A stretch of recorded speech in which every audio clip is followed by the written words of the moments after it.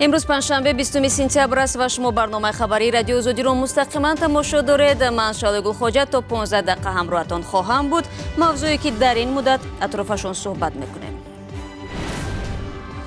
کشتار بیرحمانه طفل 3 ساله. مقامات انتظامی ناحیه عبدالرحمن جامی در این جنایت بibî کودک را متهم می‌دانند. بهروز جان اشورف هنوز 12 سپتامبر امسال غیب زده بود، اما والدانش او را در کانال و جایهای ناحیه یاوان جستجو می‌کردند.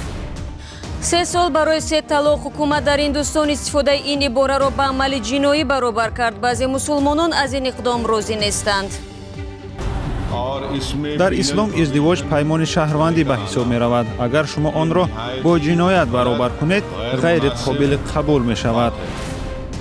پول دادند اما دردسر خریدند. شرکت‌های ساختمانی برای 10 عائله در دوشنبه خانه‌هایی را فروختند که در اصل همچون بینای معمولی ثبت شده است. یعنی این خانه‌های شخصی نیستند. در هر وقت دلخواه آنها می‌توانند این اداره را بگیرند و ما به هیچ چیز می‌مانیم. و شروع میکنم از اون که امروز دادستان‌های کلی دولت‌های همسود و سازمان همکاری شانگهای در دوشنبه جمع آمدند. پروکورورҳои генералӣ ضمن جلسه‌ها مسئله مبارزه مشترک بر ضد جنایتکاری، تهدیدهای تروریسم و مشکلات امنیتی را بررسی دارند.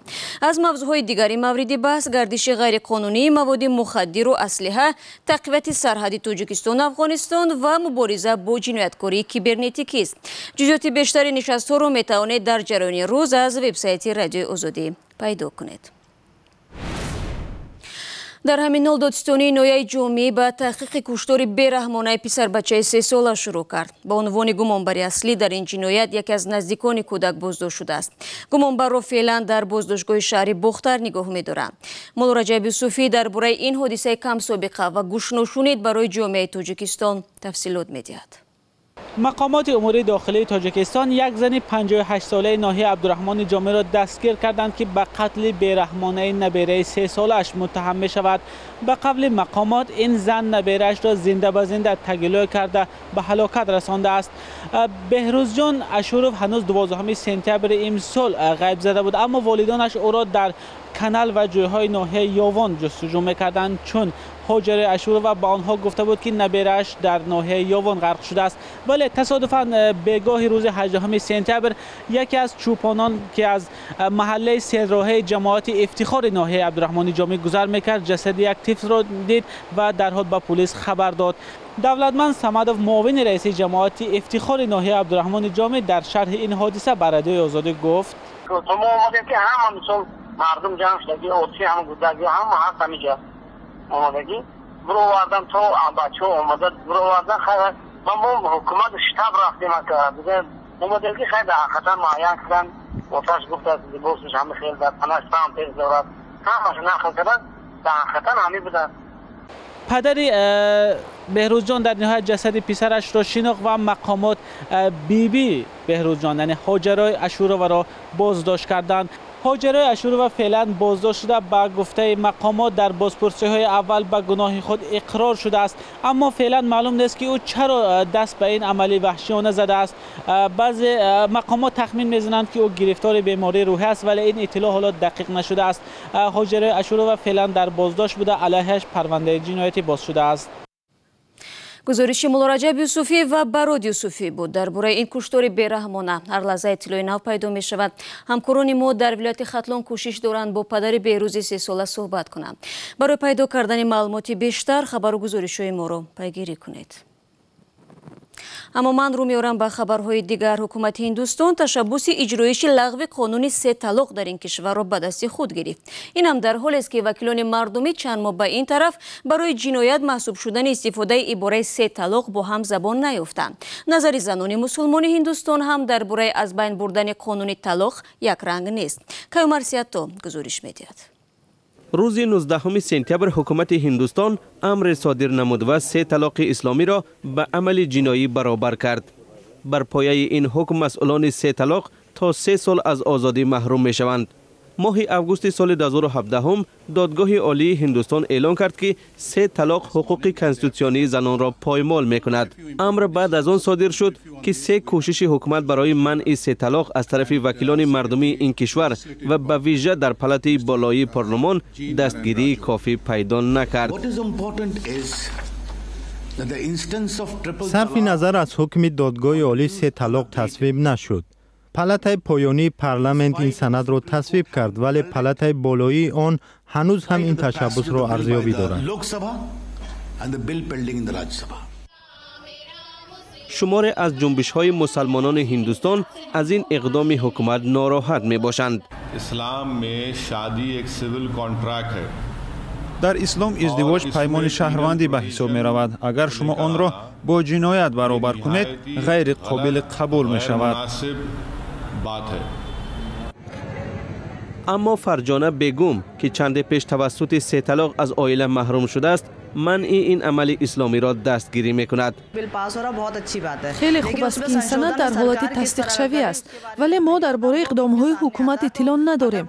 آیا حکومت به ما کمک می‌رساند و یا جبران پیشنهاد می‌کند؟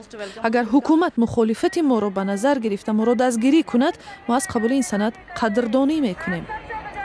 بعد صدور امر حکومت تنها امضای پرزیدنت هندوستان برای مجازات 3 طلاق کفایت خواهد کرد.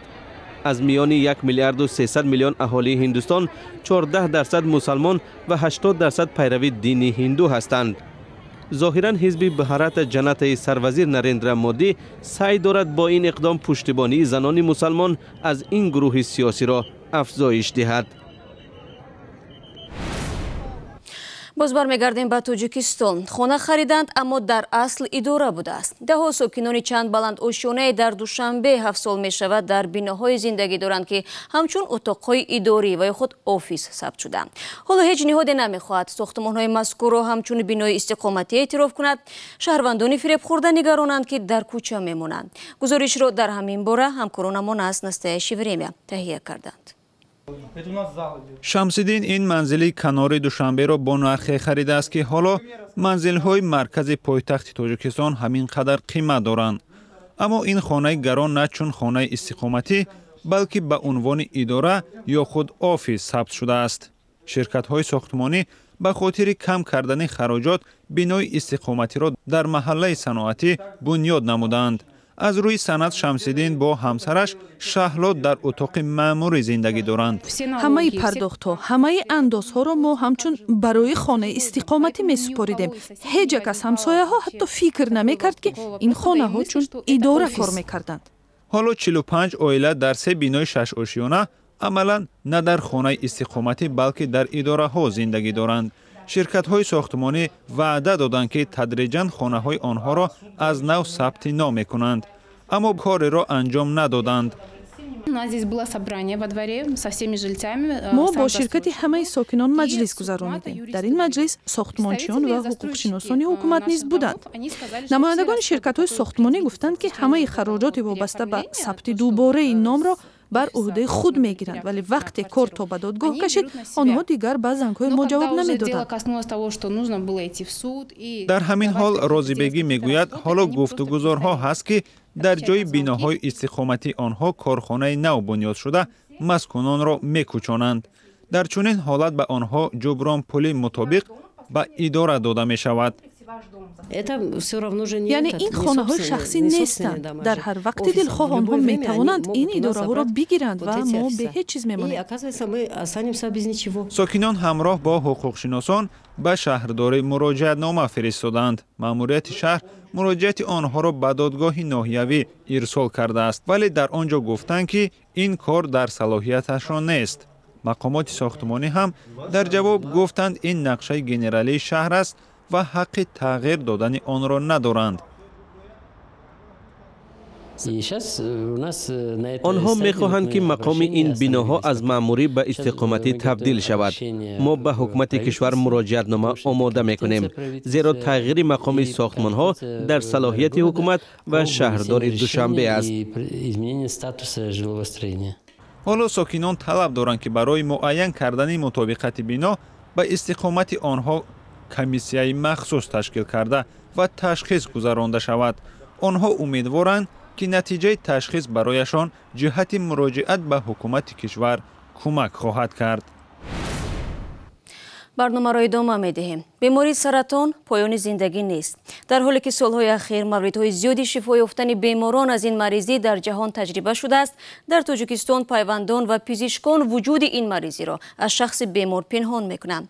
هرچند مصاحبان رادیو زاده میگویند هر نفر به دانستن بیماریش حق دارد تا اینکه برای تبابتش کوشش کند و یا برعکس کارهای ناتمامش را انجام بدهد. زرانگیز نوروزشاه و شهلای عبدالله همین موضوع را دنبال کردند. مراد از مرکزی سرطان شناسی جواب تشخیصش را انتظار است. عادتاً در این حالتها برای گرفتن تشخیص اقربا می آیند. می ترسند خبرشون به بیمار برسد. مراد می گوید باید حقیقت حال را بداند تا زندگیش را سرشته کند. خش تورا جمع گیر میکردیم میگفتیم قسمتی زندگی ما هم میبوده. فرزنده را مقصد خیلی نگاه بینکنیم مقصد. طبیبان تا اینجا گفتند بیماری او غدود پروستات است.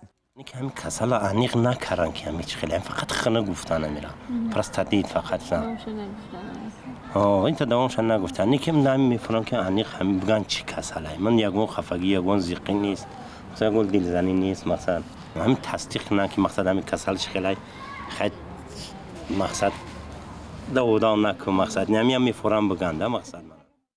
در دیگر گوشه این مرکز زمیره 50 ساله بیستری است. چون باری نخست به سرطان گرفتار بودنش را دانست ناامید شد و اشک ریخت. هم اکاهم در سرطان گفته اکم آمده بود قطم سرطان اخمی بودن گفت خب زدن شنیدم سرطانم گفته شنیدم خب زق شدم. دو فرزند خردسالش او را تکان دادند که برای زنده ماندن مبارزه برد. بچه 11 میخواندگم اول آورد کنم کلم بگیرم من کلم ندارم کلم بگیرم دختر من بیتم انا همها قطع زندگی کنم بعد اینه هم اپراسا چند ساله که باشه نقشه هم گفته همجا بشپار گرفتم دست قلاق بشم زدم منه. در تاجیکستان اکثرا بر اینند که اگر انسان سرطان بودنش را بداند امید را از دست می‌دهد. بعضا بیماران تا مرگ در باره خود واقعیت را نمی‌دانند، حرف‌های ناگفته می‌ماند و کارهای ناتمام. ساکنان به ما گفتند که چرا می‌خواستند بدانند دردشان دوا ندارد. برای که خیلی با آینده ممکن که من با بسیار نقشه‌ها داشتم برای فرزندو خیلی فرزندو را مثال تربیت خوب کردن در کار راه نشون میدادم که خیلی بچه‌ها فرزندان خیلی من همین خیلی کسل مثال شما خیلی مشتون دستر تو بگیرید خیلی زندگی را پیش بری. بچه‌م قدید اختراع میگم که همین حال هم دیگرتون با خواهرش هم دیگرتون نگاه کنید بعد از سری من. То, что своими руками заработал, хайр мекардам. Ки бо як дастовез ба уд меорам. Мешинам тоат ибодат то вақте ки худованд хуба армон тиҳад мекунам насиҳати фарзандон мекунам ки мисол ватан обод кунанд. سلطنت امیرشاهی‌وا بعد پشت سر کردن سکته قلب میراثش را تقسیم کرد تا بعد از او جنجال نشود. پس از سر آنها فرزندان میتونن جنگ و جنجال خوب بیاید. برای خانه پدری برای خانه مادری بسیار واقعا شد از من در هوا دیدم. دخترچه خوردیم را گرفتم خانه دندان وی گذراندم و دیگراش همه به شعبه تقسیم کردم. گفتم که یه حیات یه چیزی هست که امروز هستم پگان نیستم. طبیبان تاجیک اکثرا به بیماران معلوماتی پورا نمیدهند بخصوص وقتی که به درد بی‌دوا گرفتارند. حالا آنها هم میخواهند وضع تغییر یابد. با نظر داشت تجربه‌ای که سالهای زیاد در این ساحه داریم البته انسان زمانی که گرفتار این یا آن بیماری می شود و حقوق دارد که پورا با معلومات داخلدار دسترسی داشته باشد. فکر می کنم که جامعه ما تدریجاً باید به این حالت تیار شود. هر سال در تاجیکستان بیماران سرطان تا 3000 نفر می افزایند.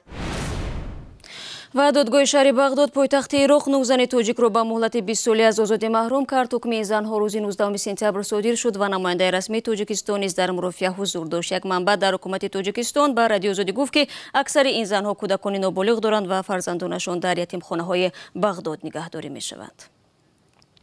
با امید خبرهای خوب بیننده عزیز برنامه خبری امروز را انجام میدیم، اما تفصیلات موضوع روز را امکان دارید از وبسایت ما بخونید. صفحه های رادیو آزادی در شبکه‌های اجتماعی برای شماست و گزارش های جالب قابل توجه در آزادی ویدیو کانال مخصوص ما در یوتیوب گذاشته شده است. تا ملاقات فردا و خبرهای نو، خدا نگهداری هر یک شما عزیزان باشد.